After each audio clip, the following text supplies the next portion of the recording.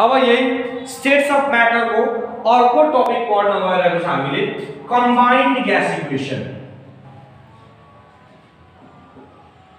Combined gas equation ठीक छ भनेको दुईटै ग्यास ललाई हामीले के गर्ने त कम्बाइन गर्ने। अब यहाँ हेर्नु हामीले ठीक छ जस्तै मानिलियौ यो एउटा सिस्टम भयो हो जसको भोल्युम V1 छ, प्रेशर अलिक ठुलो बनाऊ है पहिला लेखिदिन्छु जसको भोल्युम V1 छ, प्रेशर P1 छ, टेम्परेचर T1 छ जुन इनिशियल स्टेट हो। यो के हो त नि इनिशियल स्टेट छ। मानिलियौ अब यो चेन्ज भएर दुईटा मध्ये जुन ग्यास लायो हामीले जुन ग्यास ल अप्लाई गर्यो यसलाई चेन्ज गरेर हामीले के गर्यो भन्दाखेरि त्यसको भोल्युम V डैश मा चेन्ज भयो रे। अब यहाँ हामीले के गर्यो भन्दाखेरि यहाँ बोइल्स ल लायो रे। मानिलियौ यहाँ के गर्यो भने बोइल्स ल लायो जहाँ T1 के छ त कांस्टेंट। अब T1 लाई त जस्तो पनि त्यसै राख्नु पर्यो, T1 नै राख्नु पर्यो।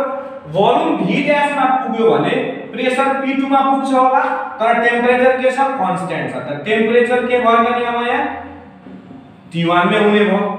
यो के हो त इन्टरमिडिएट स्टेट भयो।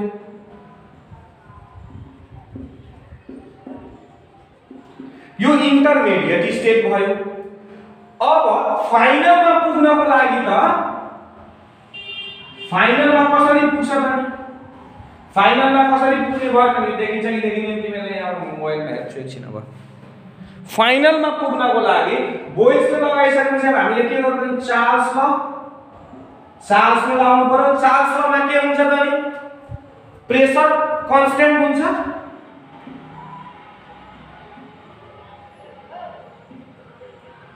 अनि के भयो त नि भोल्युम V2 मा पुग्यो प्रेशर कांस्टेंट छ। प्रेशर के भयो त नि यो ठाउँमा प्रेशर कांस्टेंट भयो भने प्रेशर के भयो त P2 नै भयो। त्यसपछि टेम्परेचर के मा चेन्ज भयो त नि T2 मा भयो। यो दुईटा ग्यासको अब हामीले कम्बिनेसन गर्नु पर्यो भनेको छ। अब यहाँ कुनै पनि इनिशियल स्टेट को ग्यास को भोल्युम V1 प्रेशर P1 र टेम्परेचर T1 लाई फाइनल स्टेट मा पुर्याउनको लागि V2 P2 र T2 भोल्युम 2 प्रेशर P2 र टेम्परेचर T2 मा पुर्याउनको लागि इन्टरमिडिएट स्टेटबाट गुज्रिनु पर्छ जसमा हामीले पहिला बोइल्स लाउँछौं त्यसपछि चार्ल्स लाउँछौं अनि के गरिन्छ त नि फाइनल स्टेटमा पुग्छ। दुईटै ल के गरिएको छ भन्दाखेरि यहाँ एप्लाई गरिएको छ अनि मात्रै हामीले कम्बाइन्ड ग्यास इक्वेसन बनाउन सक्छौं। त्यसैले अब हामीले लेखौं लेट अस त्यसैले यही फिगर है let us consider an initial state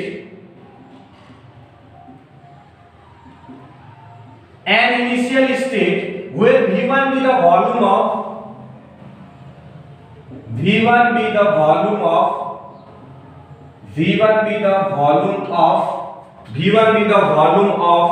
certain mass of a gas, certain mass of a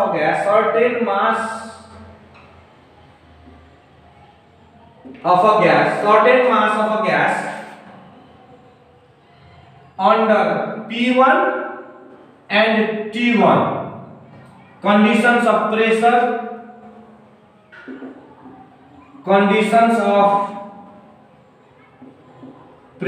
and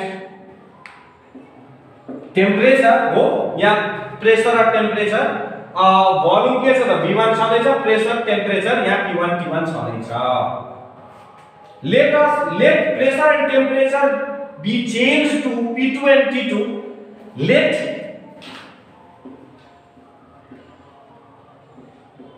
pressure and pressure let pressure let pressure let pressure and temperature let pressure and temperature let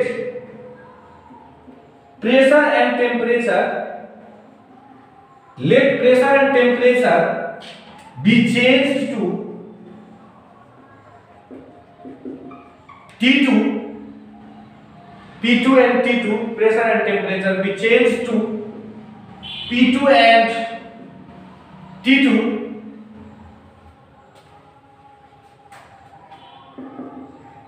then the gases reaches to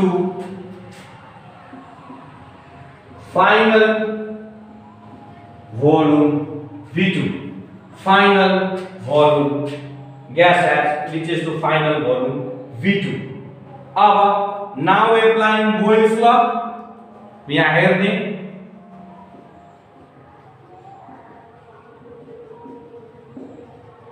Boyle's law apply गरेर हम यहाँ हेर्दा P1 V1 equals to V dash P2 V dash P2 यसलाई कसरी लेख्न सकिन्छ V dash equals to P1 V1 by P2 यसलाई equation 1 मान्न सकिन्छ एकदम मजाले अब यहाँ फेरि अब यहाँसम्म पुगेपछि चार्ल्स ला अप्लाई गर्ने नाउ अप्लाइङ चार्ल्स ला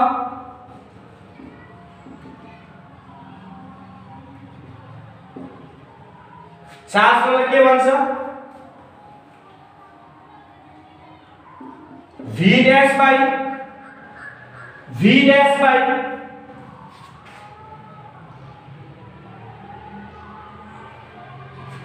यहाँ हो V dash by V2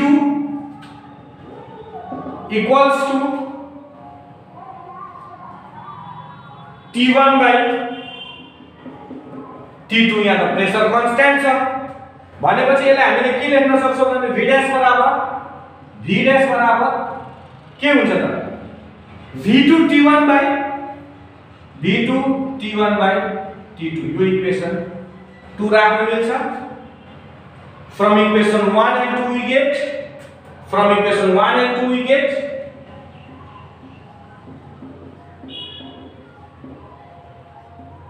के हुन्छ त P1 V1 by P2 equals to V2 T1 by T2 अब यसलाई के गर भन्दाखेरि पनि सेम टर्मलाई यता उता ल्याइदेऊ हो P1 V1 by T1 equals to यसलाई कसरी लेख्न सकिन्छ त हेर त P1 V1 by T1 equals to P2 V2 by T2 which is combined gas equation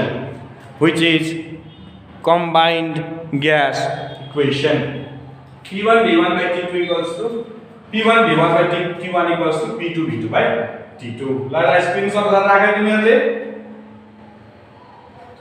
ठीक छ अब त्यसपछि हामी के पढ्छौं भन्दाखेरि आइडियल ग्यास इक्वेसन त्यसपछि हामी के गर्छौं भन्दाखेरि यसलाई स्क्रिनशट गरेर राख त्यसपछि हामी पढ्छौं ideal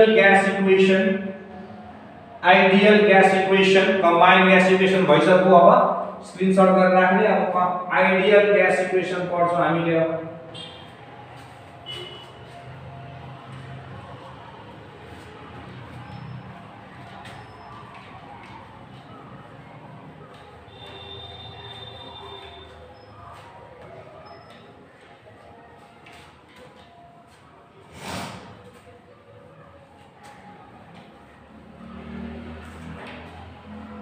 our ideal gas equation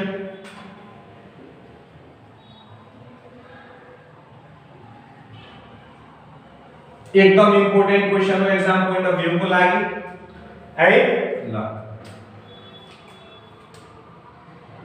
the combination of Boyle's law and Charles law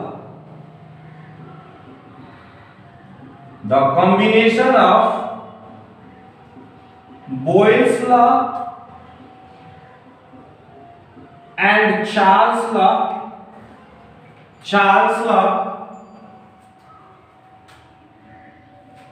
त्यसलाई यसरी नलेखो त्यो कम्बिनेसन त उसमा भएको त्यो कम्बाइन्ड ग्यास इक्वेसन भयो। अब यहाँ according to Boyle's law direct यसरी जाऊ। अब according to Boyle's law Boyle's law के भन्छ ल भन त V is directly 1 by P at constant temperature and according to Charles law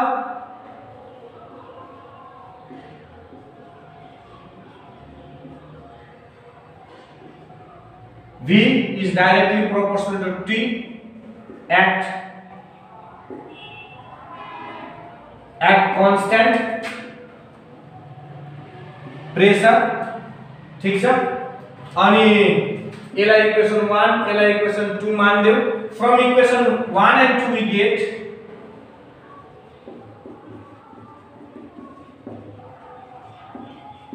के हुन्छ इक्वेसन 1 and 2 हेरेर V 1 by P into T। ठीक छ त्यसपछि प्रोपोर्शनली कांस्टेंट हटाउँदा V equals to proportionally constant हटाउँदा के हुन्छ KT divided by T है where K is proportionality constant। ठीक छ त्यसपछि के गर्न सक्छौ त हामी PV equals to KT लेख्न सकिन्छ यसलाई। ठीक छ यो इक्वेसन के गर्न सकिन्छ भन्दाखेरि हामीले 3 लेख्न सक्छौं। त्यसपछि इक्वेसन 3 ले के गर्छ भन्दाखेरि तिमीहरुको इक्वेसन 3 ले के गर्छ भन्दाखेरि तिमीहरुलाई इक्वेसन 3 ले अब यो इक्वेसन 3 यसरी लेख्न सक्छ फ्रम इक्वेसन 3 यहाँबाट लेखौं। अब फ्रम इक्वेसन 3 मा दुईटा कन्डिसन हुन्छ त्यो कन्डिसन लेखौ। From equation 3 two cases can be taken। From equation 3 two cases can be taken for the constant K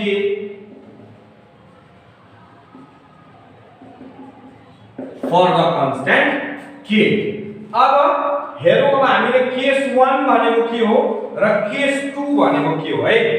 case 1 भनेको अब यसरी हेरौं। अब हामीले केस 1 भनेको यसरी लेखौ। अब देखिन्छ कि देखिँदैन फेरि when 1 gram of gas is taken when 1 gram of gas is taken then the equation 3 is called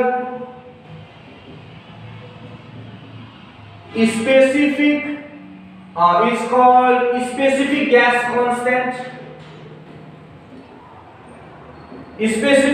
constant whose values are different in different gases।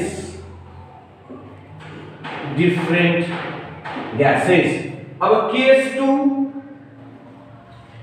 में आएगा when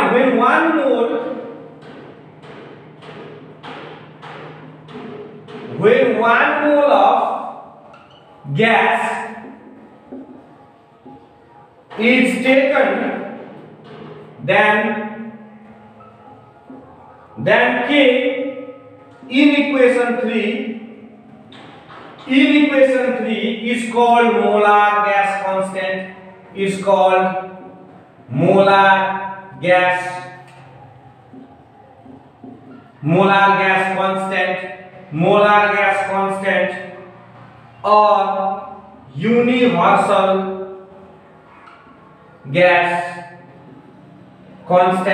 or universal gas constant and is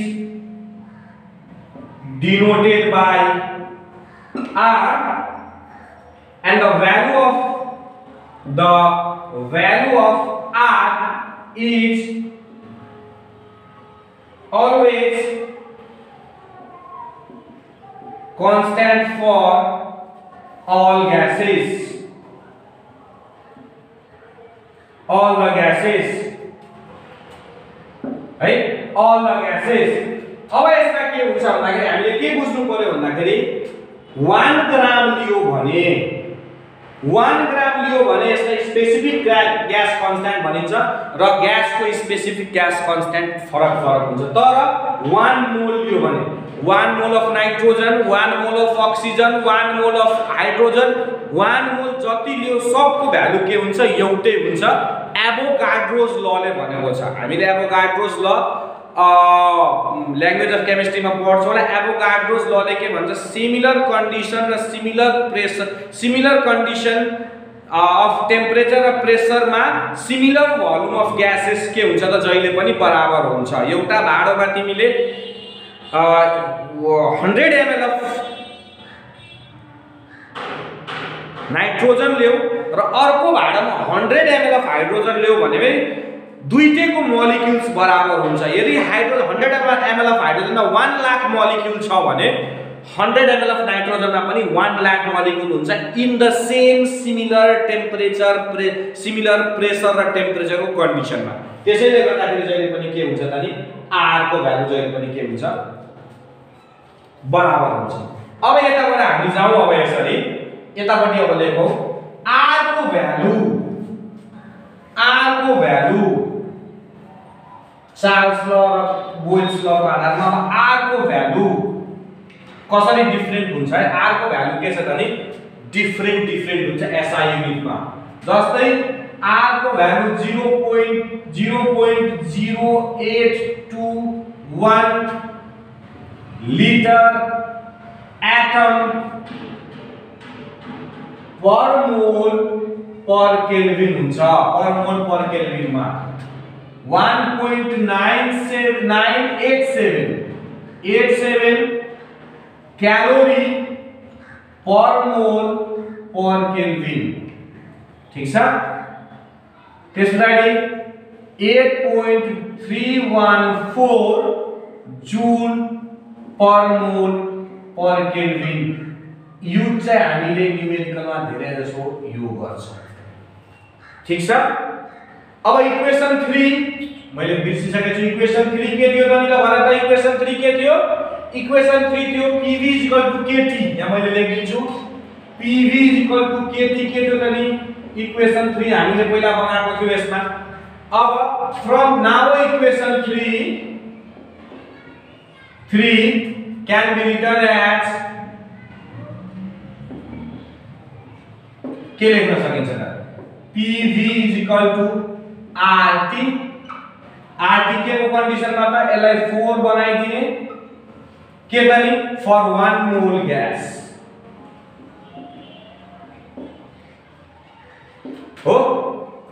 अनि for 1 मोल gas R 1 मोल gas के को ठाउँमा R replace गर्छ 1 मोल ग्यास को लागि। किन भन्दाखेरि यदि k लाई 1 मोल लियो भने के मा चेन्ज हुन्छ त नि R मा चेन्ज हुन्छ भनेपछि त्यसैले RT ले गरेको छ है। त्यसैले अब के हुन्छ when n mole of gas is taken, then equation IV can be written as PV = nRT। Equation 5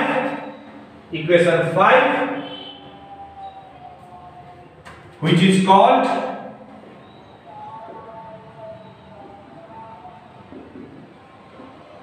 ideal gas equation। Ideal gas equation पनि सिद्धियो है। ल धन्यवाद।